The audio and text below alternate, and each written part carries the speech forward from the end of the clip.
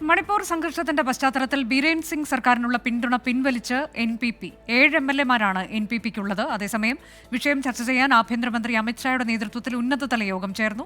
നാളെ വൈകിട്ട് വീണ്ടും യോഗം ചേരും. വിനീത വിജയ് വിശദാംശങ്ങളുമായി. വിനീത, വളരെ പ്രധാനപ്പെട്ട ചില സംഭവവികാസങ്ങൾ കൂടി നടക്കുന്നുണ്ട് മണിപ്പൂരിൽ. പിന്തുണ പിൻവലിക്കുന്നു സർക്കാരിനുള്ളത് NPP, കൂടാതെ അടിയന്തര യോഗം ചേരാൻ പോകുന്നു. വ്യാപക അക്രമം, അതിന്റെ നിലവിലെ അവസ്ഥ എങ്ങനെയാണ്? മറ്റു വിവരങ്ങൾ കൂടി. അനുജ സൂചിപ്പിച്ചതുപോലെ തന്നെ മണിപ്പൂരിൽ ഇപ്പോഴും ഒരു സംഘർഷ സാധ്യത അല്ലെങ്കിൽ അങ്ങനെ ഒരു സാഹചര്യം തന്നെയാണ് നിലനിൽക്കുന്നത്. നേരത്തെ തന്നെ ഈ സമാധാനം പുനഃസ്ഥാപിക്കാനുള്ള സർക്കാർ നടപടികൾ പൂർണ്ണ പരാജയമെന്ന ചില വിമർശനങ്ങൾ ഉയർന്നിട്ടുണ്ടായിരുന്നു.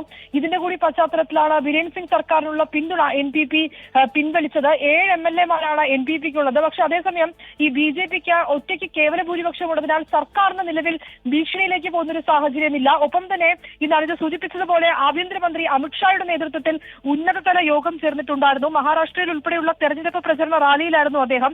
ഈ സംഘർഷം തുടർക്കഥയാവുന്ന ഒരു പശ്ചാത്തലത്തിൽ ആ തെരഞ്ഞെടുപ്പ് പരിപാടികൾ റദ്ദാക്കിക്കൊണ്ടാണ് അമിത്ഷാ അടിയന്തരമായി ഡൽഹിയിലേക്ക് എത്തിയത്. തുടർന്നാണ് അദ്ദേഹത്തിന്റെ നേതൃത്വത്തിൽ ഉന്നതതല യോഗം ചേർന്നിട്ടുണ്ടായിരുന്നത്. ഈ സംഘർഷത്തിന്റെ പശ്ചാത്തലത്തിലാണ് സർക്കാരിനുള്ള പിന്തുണ NPP പിൻവലിച്ചിരിക്കുന്നത്. 7 MLA-മാരുണ്ട്. കൂടാതെ ആഭ്യന്തരമന്ത്രിയുടെ നേതൃത്വത്തിൽ ഉന്നതതല യോഗം ചേർന്നു.